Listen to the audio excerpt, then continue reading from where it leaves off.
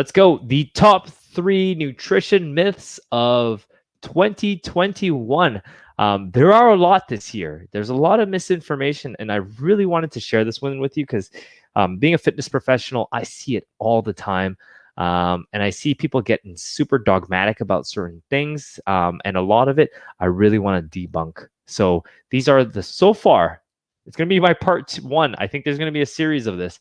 If you guys want to hear more of it, but this is my part 1 of the top 3 nutrition myths of 2021 so far. All right.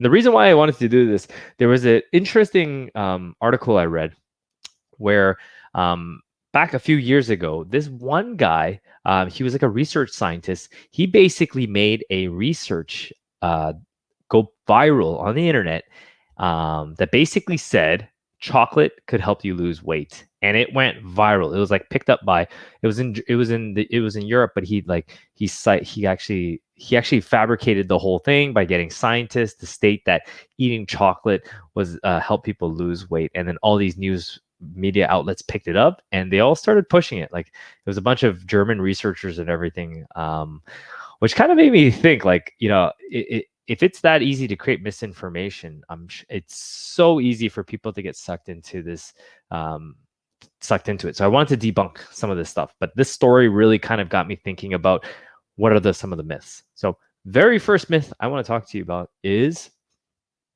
protein is bad for you. I mean, you all are personal coaching clients or have been working with us in some shape or form.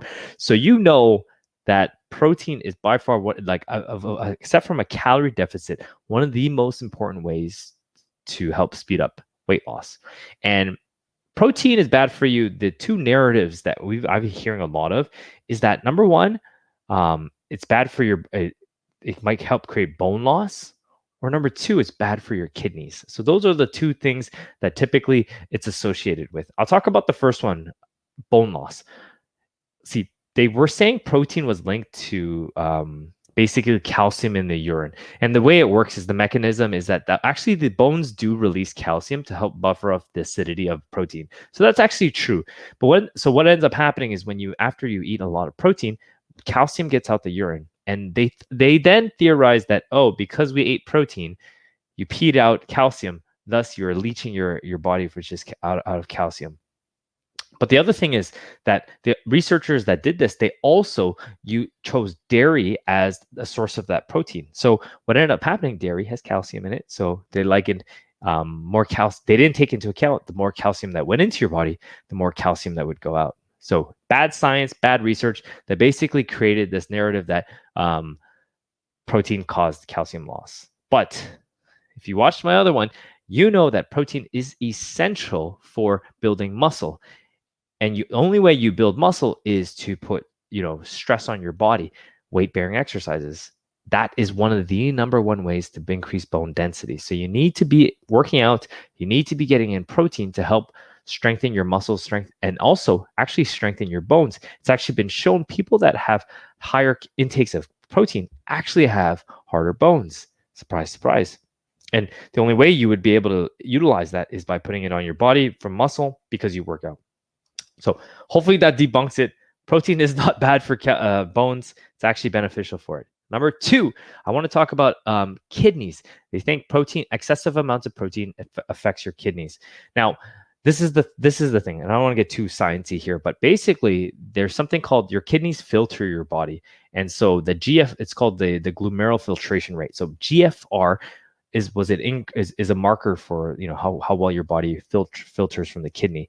And because it was increased through eating protein, they thought that you were creating kidney damage. But a lot of the randomized trials, they could not show that it actually showed harm to your kidneys, although filtration rate went up. So imagine you you ate protein and your system spiked because there's protein in it. Your kidneys, the rate of which it needed to filter spiked. They likened, this is unnecessary stress on your kidneys. Thus, eating protein is bad for your kidneys, but they couldn't replicate it with any trials or anything. So the truth is, even in large amounts, it isn't harmful to your bones or kidneys unless you suffer from some pre-existing conditions. So obviously, if you had some pre-existing kidney issues, talk to your doctor about it. And if they diagnose you with avoiding excessive amounts of protein, listen to your doctor if you have pre-existing conditions. But if you don't have any pre-existing conditions, protein is not necessarily bad for you. So, myth number 1 debunked. I'm gonna go to the next one. Number 2. This is a favorite of mine. Carbs are bad for you. Now, I train my wife sometimes from time to time, and I try to help her with nutrition. But as a husband, I think it's a different dynamic. I'm her husband, not necessarily always her coach. So it's a different relationship whenever I say, hey, I don't think it's the carbs that are the issue. I think it's the weekend of overeating and over drinking that was the issue. No, it has to be the carbs. And it's not her fault because for a long time, for media, everybody vilifies carbs. And they've been doing it for a while. They vilify carbs, and it doesn't help that people pushing the keto or intermittent fasting or all these diets that help people. It's very effective, but it's not that the carbs are the issue. And a lot had to come with glycemic index and a glycemic load. There is some. They looked at food and they ranked it. The higher the glycemic index, the worse the food is for you. And not necessarily. You still need carbs. Carbs really help with performance. And everybody's body's built a little bit different. For instance, I can go on a pretty high carb diet and still lose weight as long as I'm at a deficit. Some people don't. And it's really a matter of adjusting their macronutrients. But the key is you need to be at a calorie deficit. So that's how you lose weight. Now, to go into the topic of why they thought carbs was bad, there was actually a study that was done where they actually replaced carbs with fats. And there was like a difference of something like 26 grams. So they said that basically because fats had 26 calories, which is like super negligible. You could burn 26 calories by doing like 10 jumping jacks. They said, oh, so it's better to replace fats with carbs. Thus, because you'll have a lower caloric load, which is obviously 26 calories is not very much. So that was the whole science. And then everybody took that article and made it and said the carbs are horrible. Now, one thing that I do want to mention about carbs. Now, carbs holds water. Salt holds water. For every gram of carbs, you hold 3 grams of water. And for every gram of salt, you hold 3 grams of water. So if you have something that is high in both carbs and high in both salt, you will show weight gain. A lot of the clients that have worked with me, and when we do daily weigh-ins and we start to notice trends in your weight, especially when you do something like overeat, especially carbs and salt, you will see a difference of up to 5 pounds difference the next day.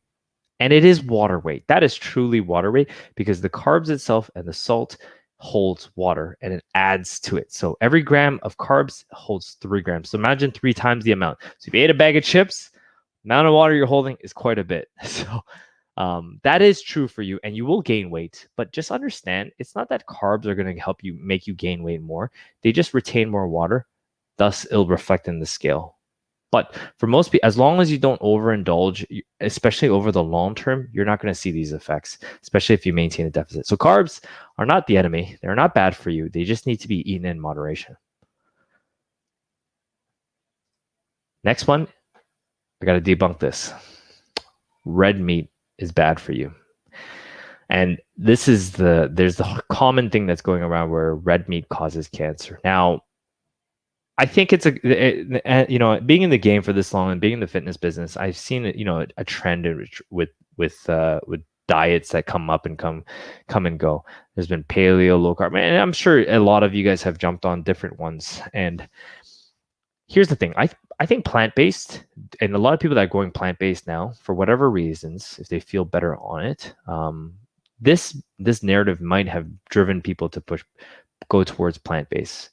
And there's been a lot of documentaries out there which are really well made that say plant-based is the better way to go. And thus people moved away from meat and red meat. But there has been no evidence that red meat has caused cancer. Okay. And here's the thing. Cancer it's a difficult thing to discuss in absolutes. There's so many things that influences.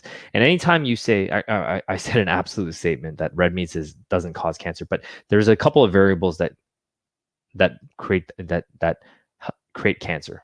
Like everything we do or eat has the potentially to be involved in cancer development. But yet red meat has been fingered as the likely culprit. Now there are some compounds that cause this, like polyaromatic hydrocarbons, so PAHs. These things are found in a lot of smoked meats that have actually been shown to found damage to the DNA. And when you damage DNA, that is the first step for creating potential cancers. So, no, but the current evidence suggests that processed red meats, particularly those that are more charred as well during cooking, they also have a greater chance of creating cancer for people with poor diets and lifestyles. Now, my thing is, if you moderate your red meat intake, here's the big rocks: exercise regularly, eat your fruits and veggies, consume adequate fiber, don't smoke, drink only in moderation. Red meat's effect on cancer isn't something to worry too much about, right? There is some evidence that eating a lot of red meat or processed meat might cause the risk of type 2 diabetes and various cardiovascular diseases, but the evidence is lower quality. So you got to look at the type of science and the way they've come up with these studies. Here's the truth.